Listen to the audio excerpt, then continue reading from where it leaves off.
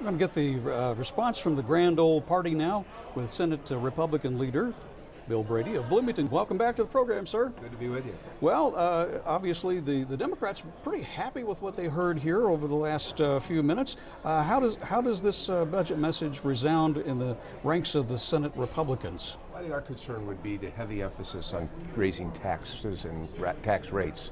The idea of this graduated income tax, I think philosophically we believe the better way to raise revenue is through job growth and creation.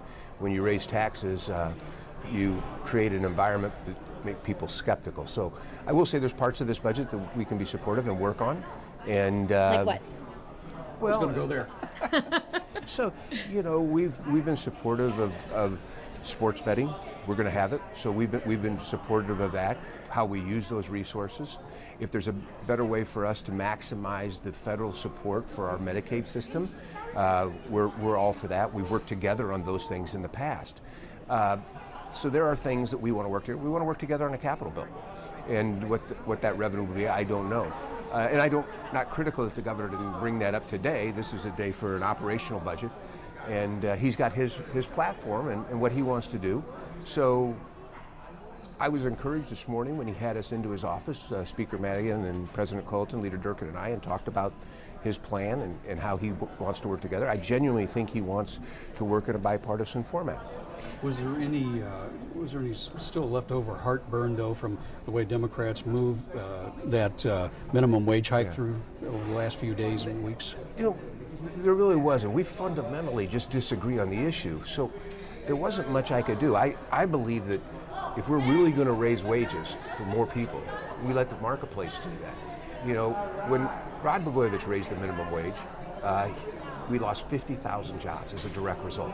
So there's an opposite and equal reaction to that, and we saw that happen. I'm fearful that'll happen today, as opposed to economic opportunity by an infrastructure program that brings more jobs to Illinois and other things, that the marketplace raises the wages, as opposed to now the marketplace is going to lay people off to meet government mandate. Can you speak to the tenor of these leaders' meetings? The fact that there even was one, do you expect that this is going to be far more regular than it has been in the recent past, that this bipartisanship and less of the acrimony is going to continue? Well, that's up to Governor Pritzker.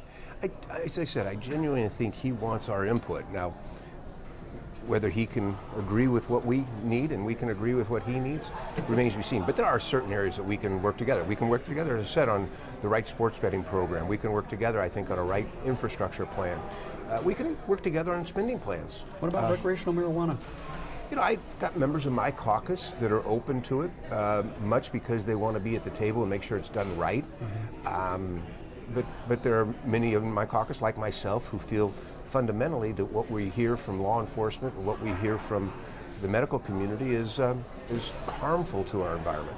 In your view, is this budget austere enough? The governor described it as such and said that he'd prefer to spend more, and yet certainly at least cuts were not emphasized. What we heard was additional spending increases, at least when it comes to higher education, when it comes to preschool, even when you probably look into the line items, human service providers and such. Listen, there's areas where he's increasing spending that we know will be helpful. They'll create a better infrastructure in our state. The question is, do we have the resources? You know. Yeah, answer that question. Yeah, maybe more of a mix. And it depends on if he can pass his tax increases. I do think many of the resources, as I said, a greater Medicaid match, sports betting. I think he will have the resources from his for his recreational marijuana. He appears to have the votes for those things. So those are relatively small potatoes when it comes to revenue. Well, right? but those three make up the biggest chunk of what he's calling for in his $1.1 billion in revenues. I personally would prefer to see this budget outline some debt reduction. And the pension system gives us some angst. We have to do what's right for the taxpayers and the people who rely on those pensions. So there's a lot of discussion that's going to happen. I'm glad you brought up pensions, because that's a key linchpin to the way that this thing will work or not work. and that's a lot of lift. You're talking about extending the ramp on that thing by 7 years. That's going further than we expected to. Right. You're talking about a $2 billion short-term bond infusion into that. You're looking at, if this progressive income tax does come about, trying to pump another $200 million into it. What gives you pause? What gives you concern as you look at this whole thing? I think we fundamentally have to look at studies and listen to experts. What gives me concerns about borrowing is it the right time in the marketplace? I mean, a big part of that's arbitrage, right? If you borrow, invest it in the market, and the market collapses, you've made a bad move. Some states have done that. That's a concern. Extending the delay without a permanent fix. I mean, I have great cause about not having a permanent plan if we're going to remanage the repayment and to rely on revenue from a graduated income tax increase as part of that plan, I think is still fictional in that many polls we say, even if they put it on the ballot, which I believe they will, it will not meet the constitutionally required approval. So I think we just have to wait and see. It sounds like you're not knocking it as much as I guess I had figured that some Republicans might in terms of this pension plan. I'm really concerned about it. Okay. You know, again, I'm all for a long-term solution to the pension crisis that we know we can live up to. This one is very problematic for us in terms of where we're at now. But the fact that this is a one-year kick the can down the road with $800 million gives me concern. I'd rather see a permanent fix. And the fact that he is putting and relying on something that I'm not sure the people of Illinois will embrace, that is a graduated income tax, is problematic for me as well. Let's go back to that, Leader. He said that in his speech that he wanted to get all four legislative leaders together to have meaningful discussions about creating that progressive income tax structure. We haven't seen brackets. We don't know what those rates are. I've heard from at least one of your own caucus that, well, if it does truly impact the wealthier as opposed to low and middle income taxpayers, I might take a look at that. What kind of input do you hope to offer into that as these talks go forward? I think we have to see the details. Both he and President Colleton in our meeting said they weren't going to propose a constitutional amendment until they had the tax rates.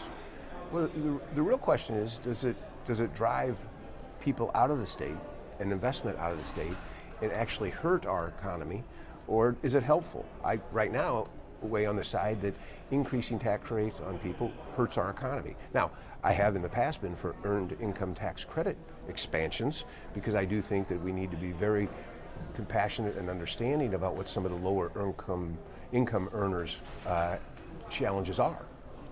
One of the things that, going back to that whole issue about the package to reform the pension program, was an idea of moving state assets into that. Right. Because, okay, we're looking at $134 billion problem with the unfunded liabilities.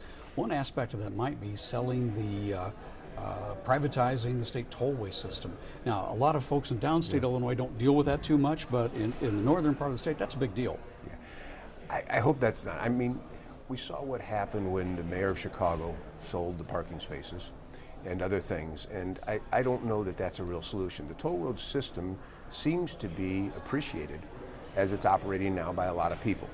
Now, might there be some revenue that could help support other things? I'm not sure, but we have to see the details. I'm very intrigued by seeing what assets they think they can put into the pension system that will provide revenue, or the sale of which would provide revenue to fund the system. So it's an intriguing proposition, but it's got to be real and meaningful. Leader Brady, thanks so much. So really it comes down to, like we have this conversation every year, devil's in the details, right? Well, it is, and I'm not. That's not to be critical of the governor. We just got the document today, and we'll drill through those details. We got many months to go through it. Let the talks begin. Leader Brady, thanks so much for your time in Illinois Lawmakers. Thank you. Always appreciate it, Thanks, sir. Andrew.